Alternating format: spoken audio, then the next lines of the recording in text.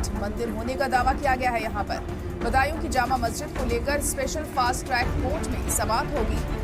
हिंदू नेता मुकेश पटेल ने जामा मस्जिद की जगह नीलकंठ महादेव मंदिर होने का दावा किया है। मुकेश पटेल का दावा है कि जामा मस्जिद नहीं है वहां पर, बल्कि वो एक मंदिर है और उसके पूरे सबूत हैं। वहीं मुस्लिम फरीक का कहना है कि 850 सालों से यहाँ पर ये मस्जिद है और इस तरह की बातें बेबुनियाद हैं, जैसे कि मंदिर होने का दावा किया जा रहा है। अब कोर्ट में आज क्या कुछ होता है इस मसले को लेकर, किस तरह से सुनवाई की जाती है, क्या कुछ दलीलें रखी जाती हैं दोनों फरीकों की तरफ से, यह अहम होगा यहाँ पर देखना।